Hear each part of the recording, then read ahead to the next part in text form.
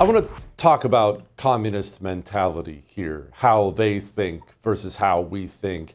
We try to have these conversations as often as humanly possible right here on I'm Right, because it helps me, it helps you understand not what we're seeing, why we're seeing what we're seeing.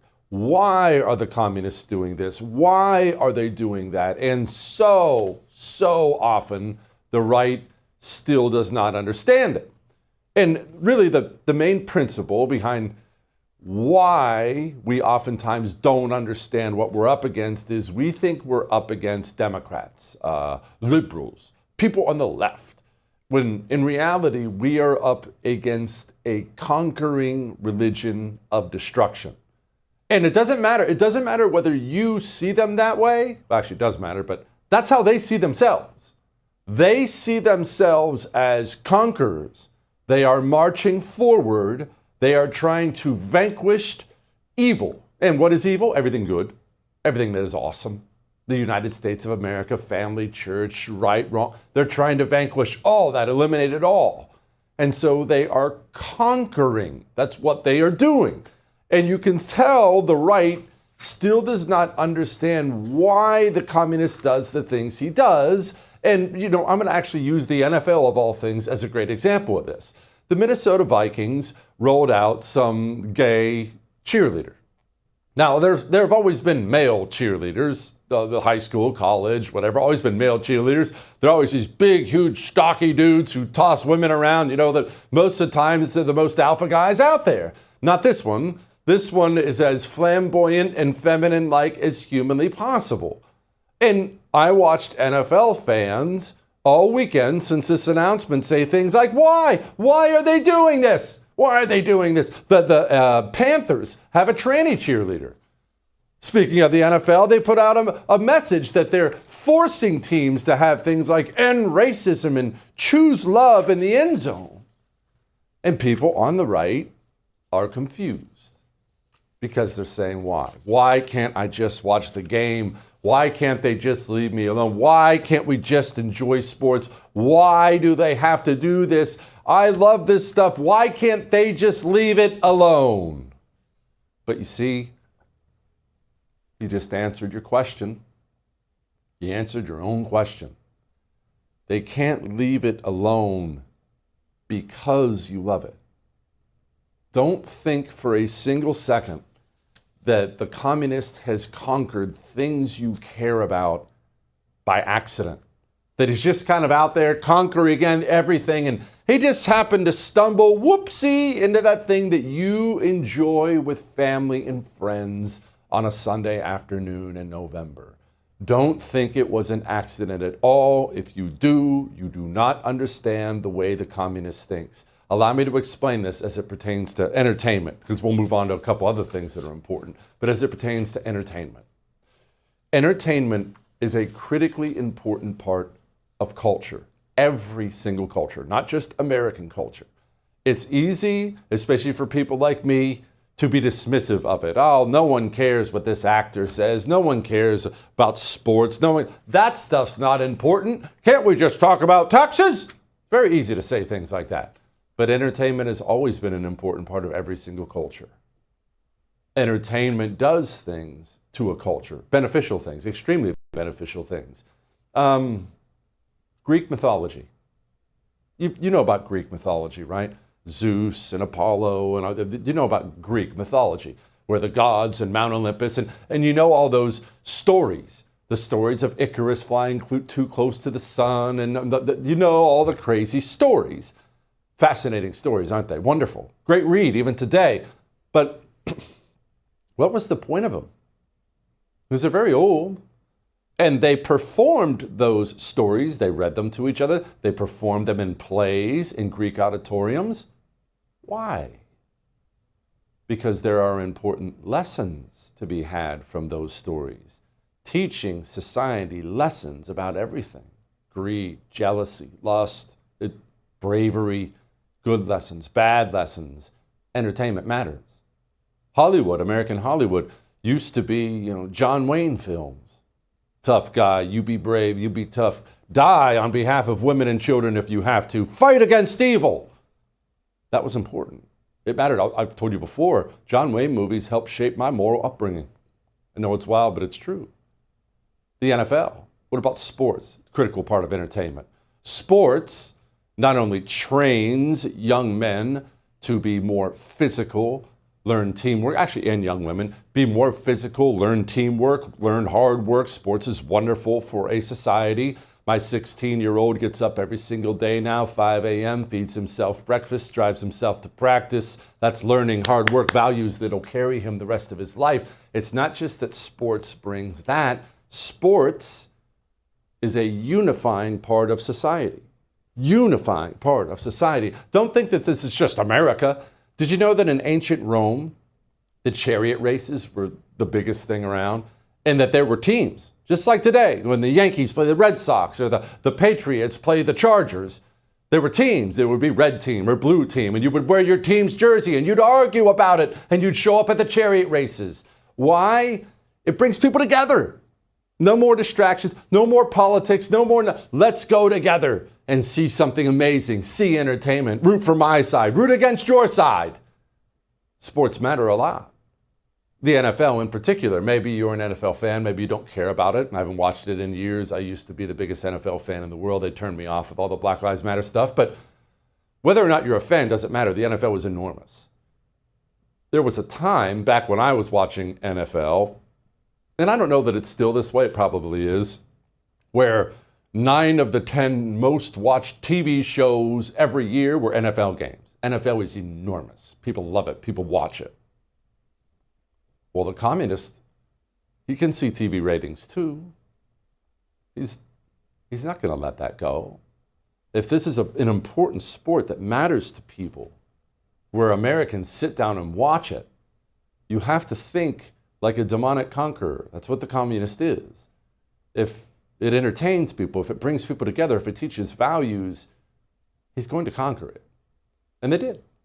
They started working their way through the NFL offices. Of course, hiring the latest communists from Stanford, latest communists from Columbia, and they worm their way like the virus they are through the good, wonderful things we love, the NFL offices.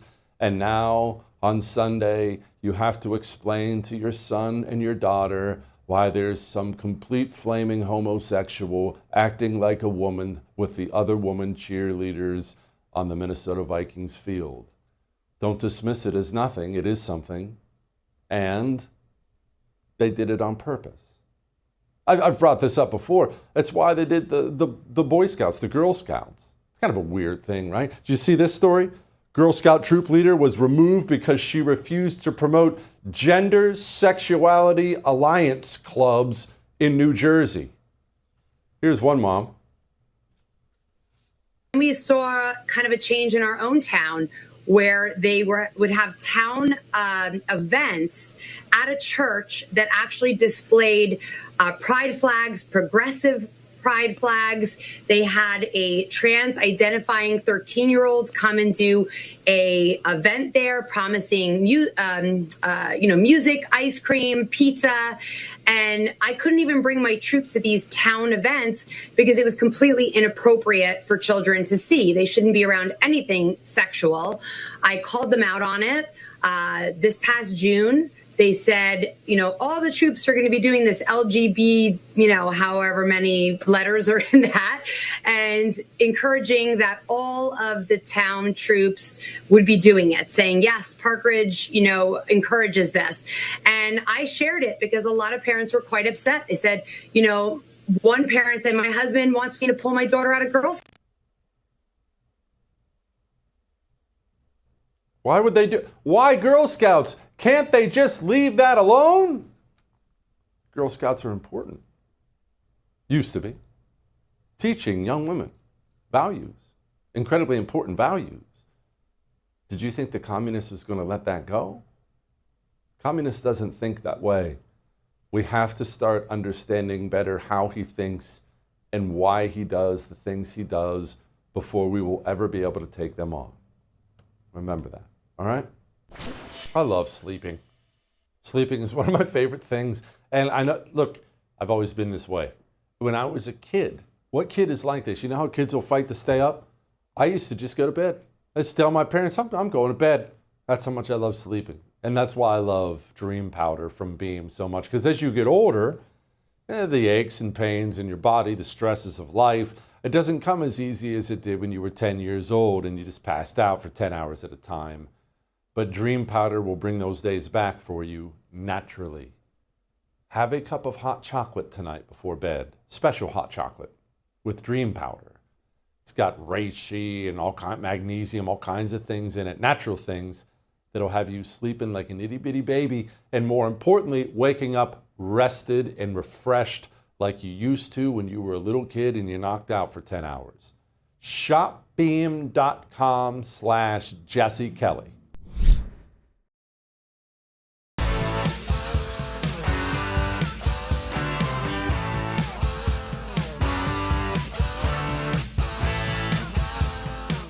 Okay, let's have a discussion about crime, violent crime in blue cities, why it's so rampant, what's going on, and let's have a discussion that may get uncomfortable about police agencies, large police agencies in the United States of America. First, let's get a couple basics out of the way. First, basics you already know. You watch this show all the time. We don't have to rehash the entire thing, but just for the purposes here, Democrats are not Democrats, they're communists now. They are fighting a revolution. They are not political, they are religion. They are fighting a revolution against everything. And part of fighting a communist revolution is the use of violence. Not just them, you just want violence everywhere in society to increase. Destabilizes things, makes society more ripe for revolution. Thus, open up the prisons. Open up the prisons. Now, one of the main ways the communists do this in this country is through this cashless bail thing. Here was Trump talking about it. This dire public safety crisis stems directly from the abject failures of the city's local leadership. The radical left city council adopted no cash bail. By the way, every place in the country where you have no cash bail is a disaster. That's what started the problem in New York, and they don't change it. They don't want to change it. That's what started it in Chicago. I mean, bad politicians started it, bad leadership started it, but that was the one thing that's central, no cash bail. Somebody murders somebody and they're out on no cash bail before the day is out. No cash bail. So let's talk about this. And this is something that it can make people squirm in their chairs, right? Because we're about to separate society, separate human beings. We don't like doing that, especially as Americans. Everyone's equal, right? But let's be honest. The reason traffic was bad on your way to work or school this morning is not because all the drivers on the road are stupid or selfish. 5%, 10%, stupid, selfish. It only takes a small percentage to ruin traffic. Why do you have to sign 8,000 disclaimers when you go to the doctor's office? Is it 100% of the patients who are morons, sue happy, all those things? No, 5%, 10%. Why does your kid not learn as much in school as you think they should? Is it because the whole class is a bunch of hooligans and dummies? No, it's 5%, 10%. Whenever you are at any place in your life, you will discover it's a small percentage of society, the bottom of the barrel, who ruin it for everybody, and it works the exact same way with crime. You don't believe me? I suggest you go get to know some cops. I am friends with many of them. A cop who is well established in an area, well established in any area, they will tell you when they hear of a crime. A cop established in an area will hear that somebody stuck up a convenience store. That cop will usually be able to give you a short list of the people and or groups responsible for that crime. Why? They know who the bad guys are. I mean, we act as if criminal justice is complicated, and don't get me wrong, some parts of it are complicated. What do we do after we catch them? How do we stop them from being that? I get that, but overall, criminal justice is not that complicated. If you want to stop crime, find the criminals. It's a small percent. Find the criminals, arrest them, and keep them in prison, period. Once they're locked in cages, people don't get hurt anymore. Society gets better and safer. If you let them out of those cages, they'll go on and they'll hurt more people. Why would Democrats fall in love with something like cashless bail? Because it allows animals to commit crimes, walk into jail, sign their name on a piece of paper, and turn around and walk right back out. The point of bail, after all, in part, is to keep you inside so you're not outside hurting people. Naturally, Democrats hate that because why? Because they're not Democrats, because they're communists. They want people hurt. Now, here's the problem if you're a communist. That's not going to be popular. And don't delude yourself into thinking these Democrats, they don't know what's going to happen when you turn the serial rapist loose from jail. They know what's going to happen. They want it to happen. But that doesn't look good, right? No matter what society you're in, it's very hard to run for office on the, hey, I'm pro-crime. That's a tough platform to sell. So they lie like this. Well, first, let's just look at the actual numbers. In Washington, D.C. and all across the country, crime was going up during Donald Trump's first term. And when Joe Biden became president, crime started to come down. In fact, it's been coming down precipitously in Washington and in cities all across the country. So it's just not true, the allegation that they are making. Crime's been going down. Crime's been going down, huh? I mean, they've been taking this stance for a while now. Remember when Dome got crushed on stage when she was debating Donald Trump? And of course, because the GOP is suicidal, we allowed a communist named David Muir to moderate the debate, and he jumped in and said this. Crime here is up and through the roof. Despite their fraudulent statements that they made, crime in this country is through the roof. And we have a new form of crime. It's called migrant crime. And it's happening at levels that nobody thought possible. President Trump, as you know, the FBI says overall violent crime is actually coming down in this country. But Vice Excuse me, President the Harris, FBI they were defrauding statements. They didn't include the worst cities. They didn't include the cities with the worst crime. It was a fraud. Just like their number of 818,000 jobs that they said they created turned out to be a fraud. Credit to Donald Trump for giving it right back to that dirty communist. But you saw what he tried to do there. Oh, well, the FBI said violent crime's going down. Anyway, let's move on. We'll talk to her right there. Well, see, the communists are in a bit of a pickle when you're turning the jails loose, when you're turning the animals loose onto society. People don't like it. So you have to lie about it. But when you lie about it, you see, this is where institutions are so critical for a society. Institutions keep liars in check. It's one of the main things institutions do. If you're a communist who's caused violent crime to go up, you have to worry about the FBI and these major police agencies, NYPD, places like that.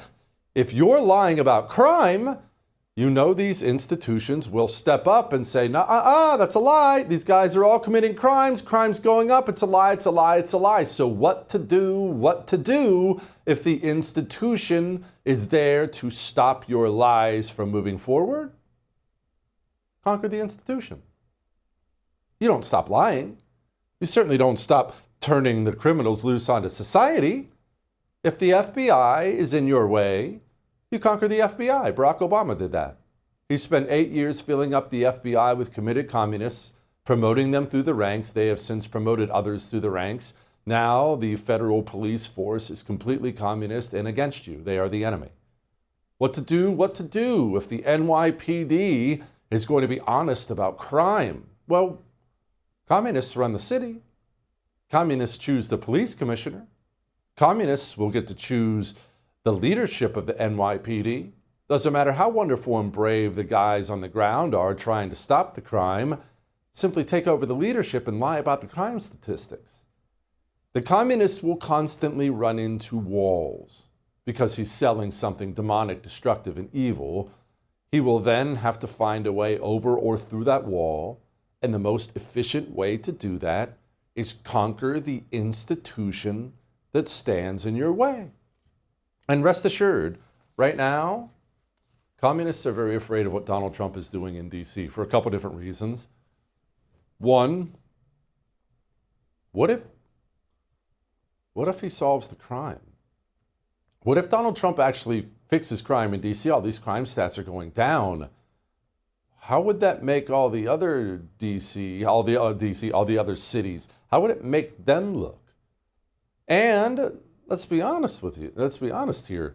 If Donald Trump starts putting violent criminals in jail, who's going to vote for Democrats? That's why they're on MSNBC talking like this.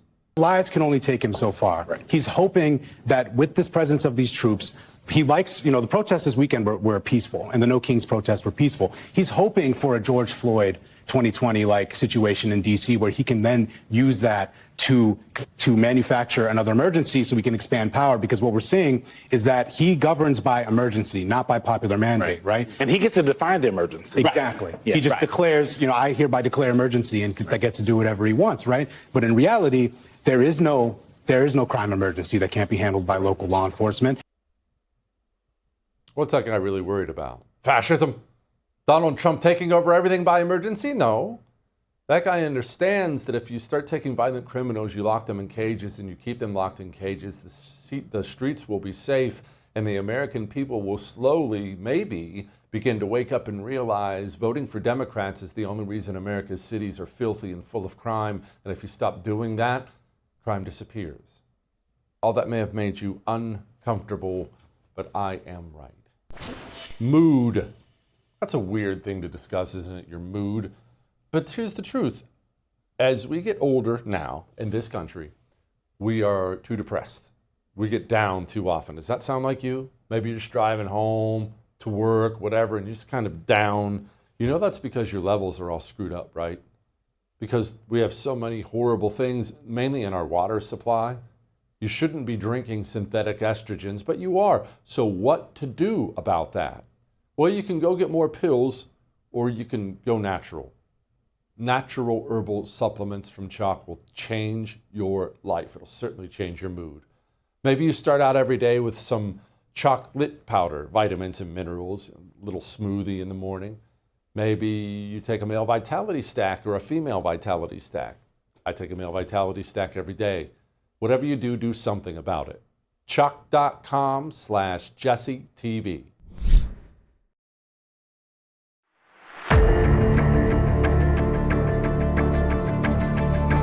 Hey everybody, welcome back to my Substack. Last week's cold turns out to have been COVID, quite a flashback. And Donald Trump is still president and still humiliating America on a national stage, standing next to Vladimir Putin. It's like a dream, a bad dream you can't wake up from. But I don't want to talk about that bad dream this week. I want to talk about a truly inspirational public figure named Taylor Swift. I'm in a family's Swiftie group chat. I know all her music and I listen to it in my headphones when I cut the grass. While our elderly makeup-covered president is posting about whether Taylor Swift is still hot and declaring that he can't stand her, what's she doing? Living her best life. Producing great music and, as she urged all of us to do during the podcast, not giving the jerks power over her mind. She said something about dealing with internet trolls that stuck with me. Think of your energy as if it's expensive, she said. As if it's like a luxury item. Not everyone can afford it.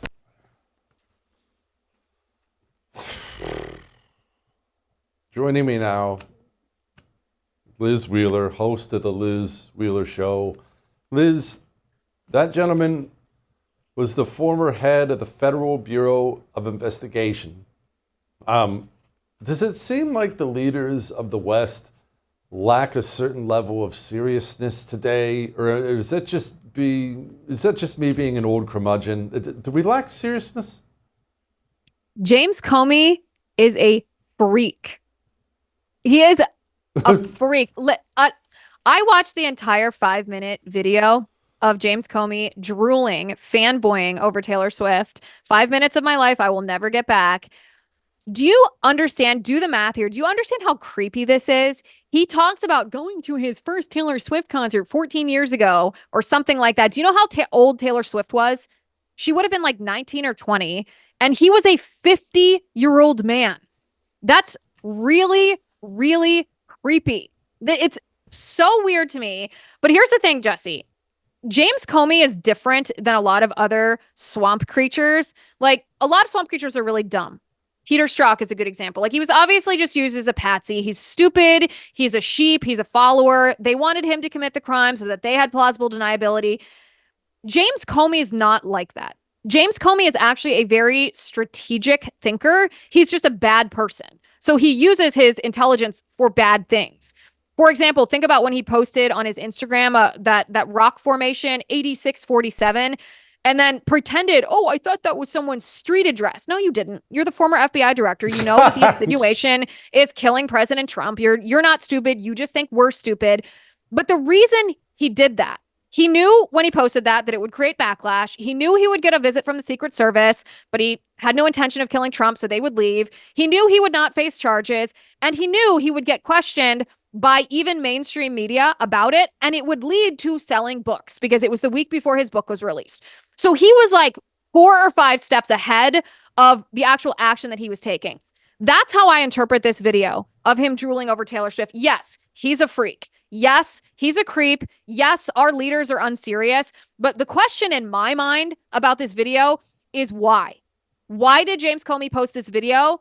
Because I know that it's just step 1 in some other plot. What's coming next?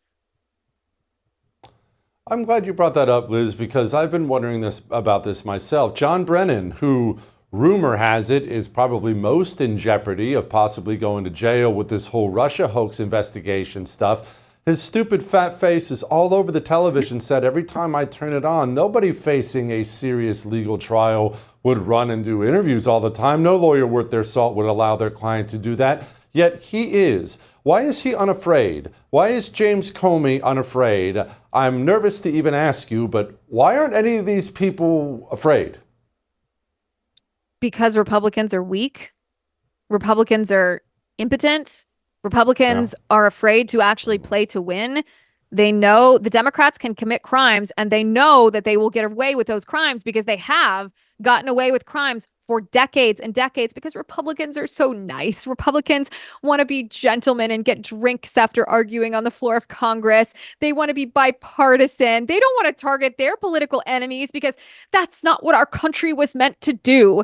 And the result of this is we get steamrolled over and over and over. Think about how long James Comey and John Brennan have been swamp creatures, how many years they have committed crimes against the American people and gotten away with this. They know that they can go on MSNBC or what's it called now? MS Now. I don't even know what that's supposed to stand for. More stupidity now, probably. They can go on these media outlets, and these media outlets are propagandists. They run cover for the criminals as long as the crimes are committed against you and against me. So it's not courage or confidence that causes these confidence and justice, I should say, that causes James Comey and John Brennan to go on a media tour when they are facing what should be charges. It's confidence that Pam Bondi's Department of Justice is at the most significant, going to get a little slap on the wrist for a perjury charge. Oh, you know what? Let's shift gears and talk about something wonderful. The mental illness in the Democrat Party. Here was Dome slurring her way through a little interview. I think what they're doing is they're cheating. I think they're cheating. They want to change the current system to make it bend toward the outcome they want. And so, if you believe the public reporting, they get a call that says, hey, redo your lines, even though the fallout is going to include exactly what you said, which is, taking the franchise, the vote, away from specific communities. And in the case of Texas, Latino and Black voters. Yeah. And diluting their votes. And this is not a census year. Yeah. But this is a year with the big, beautiful bill and the unpopularity of it. And so they want to bend the rules. Mm-hmm. And I have to say that, those Texan legislators, good for them. It's the music that kills me, the dramatic music. We Whoever really are put that run music by a bunch on there, of theater hire kids. them. Hire them as a producer. I know, it's Killer. terrible. They are just a bunch of theater kids, aren't they, Liz? That's in the end. That's what. It's so much drama all the time. I mean, listen, look at the table in front of Kamala Harris. There are 2 glasses sitting in front of her. One is filled with water and the other one is empty. Yeah. That pretty much says it all. By the way, I have to ask you about this. Joy Ann Reid, who got fired from MSNBC, not for saying kooky things like this. She went on TV, she said this. They can't fix the history they did. Their ancestors made this country into a slave hell. But they can clean it up now because they got the Smithsonian. They can get rid of all the slavery stuff. They got PragerU. They can lie about the history to the children. They can't originally invent anything more than they ever were able to invent good music. We black folk gave y'all country music, hip hop, R&B, jazz, rock and roll. They couldn't even invent that, but they have to call a white man the king, because they couldn't make rock and roll. So they have to stamp the king on a man whose main song was stolen from an overweight black woman.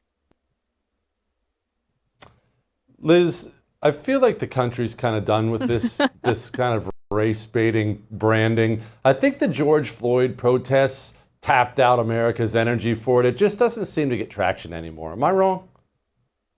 I mean, I had a little bit of a hard time following her convoluted thinking and speaking, to be perfectly honest. But it seemed to me that she was saying that you, as a white man, Jesse, are to blame for all sins of all white men in all bygone eras, which is ridiculous. It's one of the reasons, actually, that kind of ridiculous thinking. It's a false accusation, right? We as human beings, one of the worst accusations you can face is being racist. And it's a good thing that that's one of the worst accusations. No one wants to be racist because it's dehumanizing another child of God. And so in our country, it is the worst accusation you can face is to be racist, which is why the left often falsely accuses people of that, because they are trying to assassinate people's character beyond the point of no return. But the problem is that when you do this so often to so many innocent people, eventually people realize, hey, I don't have to take this. I don't want my children taught this. I don't want this racialism to be the foundation of our society. And the left went too far with this critical race theory stuff, and they are suffering the backlash. And it's a good backlash. It's not just personal or professional backlash. It is a reclaiming of justice and a reclaiming of equality in our country, both governmentally and in our culture. And Joy Ann Reid is a perfect example of that. Liz, thank you, ma'am. I appreciate it. Let me get to your phone, your mobile company. You know, corporate America, that's one, we talked about institutions at the beginning of the show. Corporate America is one of the institutions the communists conquered. That was an institution he was never going to let just sit there, all that money, all that power and influence. He conquered it. And that's why you've seen Verizon, AT&T, and T-Mobile consistently take part in the culture wars against you. I remember all the LGBTQ propaganda, the George Floyd stuff paid for by you. My company doesn't do that. I was talking to somebody this weekend. He's a living Medal of Honor recipient. He was hanging out with the Pure Talk boys. That's who Pure Talk cares about. You, America, American heroes, veterans. Switch to the cell phone company that hires Americans and loves America. Go to puretalk.com/JesseTV.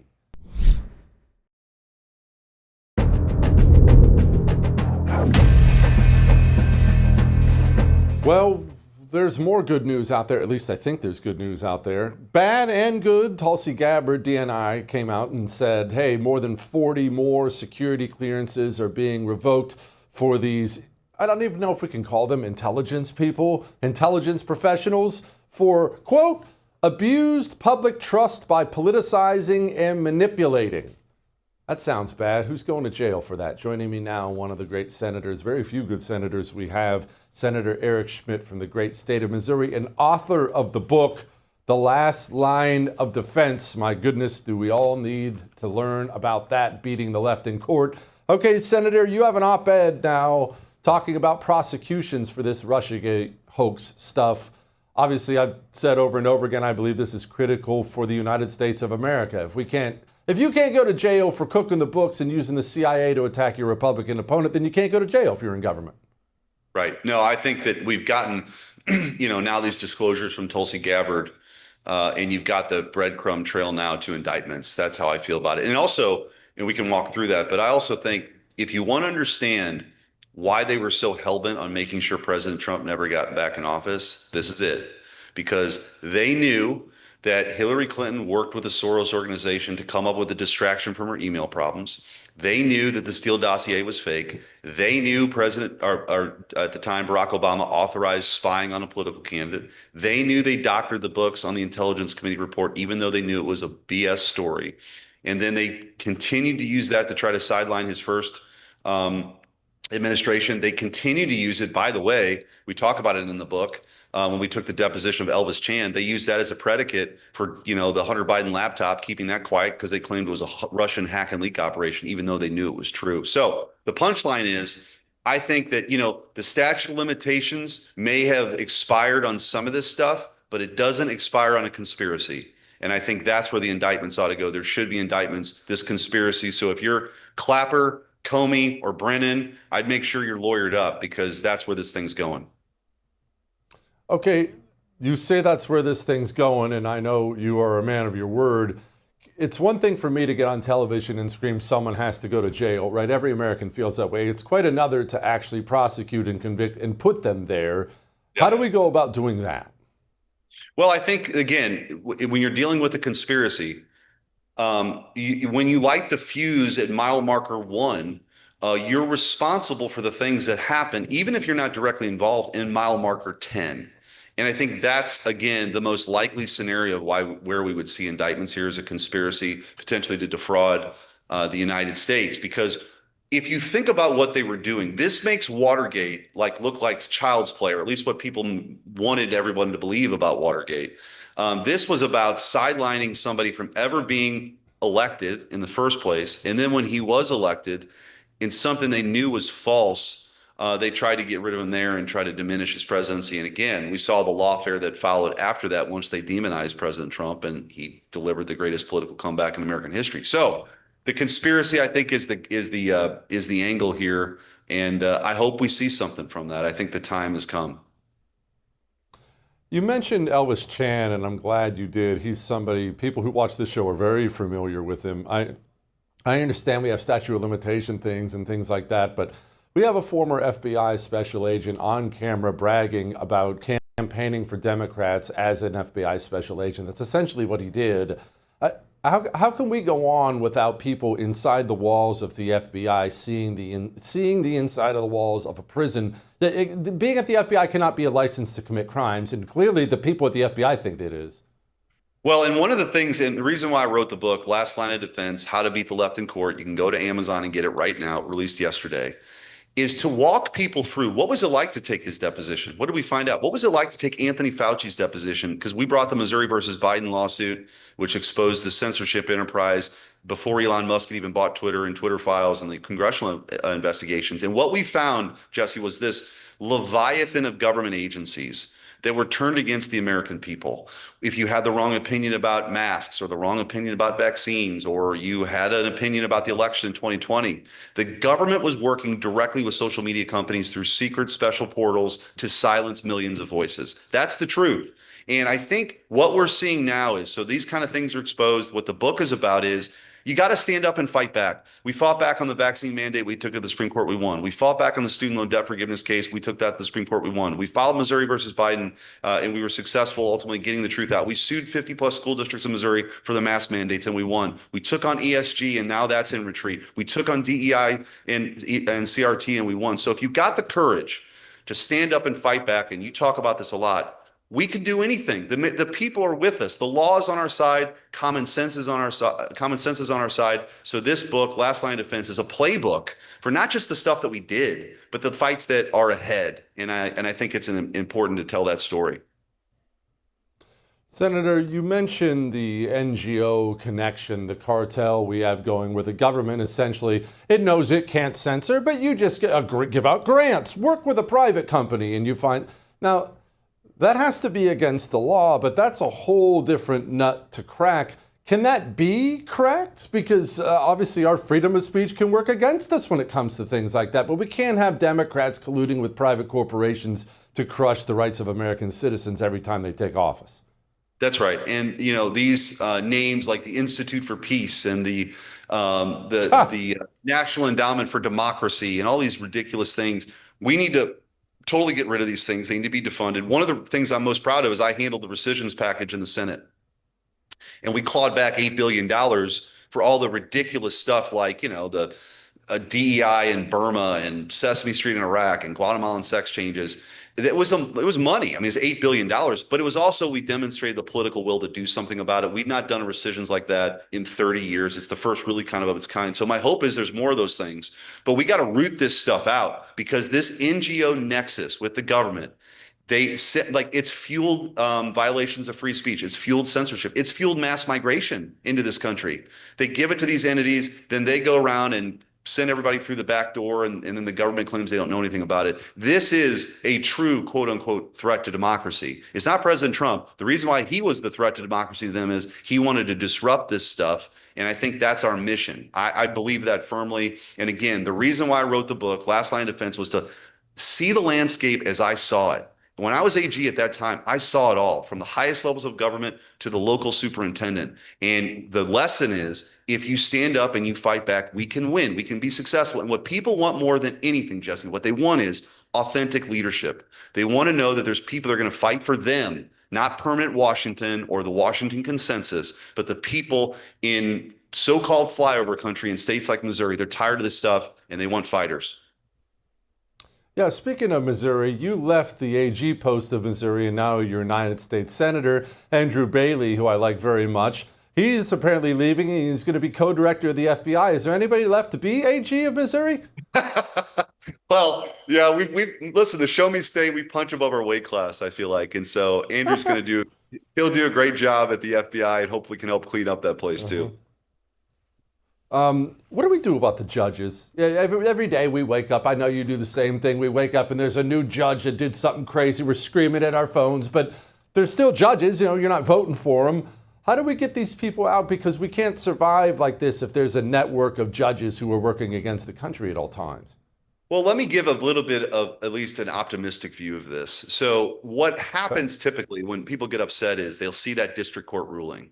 But as these cases, President Trump, and again, Last Line of Defense, why we wrote the book is you got to have the courage to fight back. My Solicitor General, speaking of Missouri, who was my Solicitor General, John Sowers, the Solicitor General of the United States of America now. So John knows how to fight and win. And by and large, they are winning. They got the Supreme Court to say you can't do these universal injunctions anymore. It's a total abuse of authority that one judge in New Mexico can decide foreign policy for the president of the United States of America. So those are gone. President Trump, by and large, is winning on these deportation cases as they make their way through. And even on the personnel and programming, they've said, yeah, you can fire these USAID employees. And so I think along the way, look, there's some radical judges that Biden got in, but by and large, as they're making their way through the courts, President Trump is successful in his defense of his policies. That's good news, even though some of these individual decisions certainly are frustrating.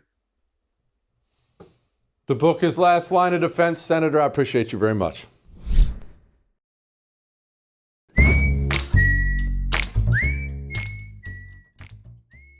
All right, it is time to lighten the mood.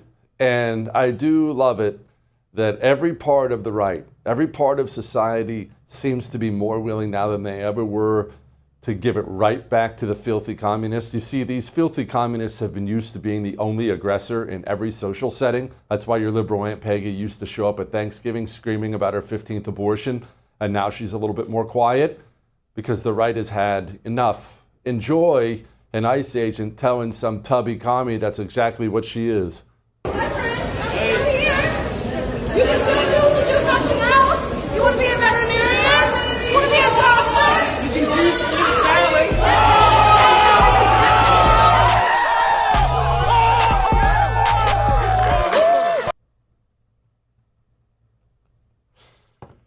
I'll see you tomorrow.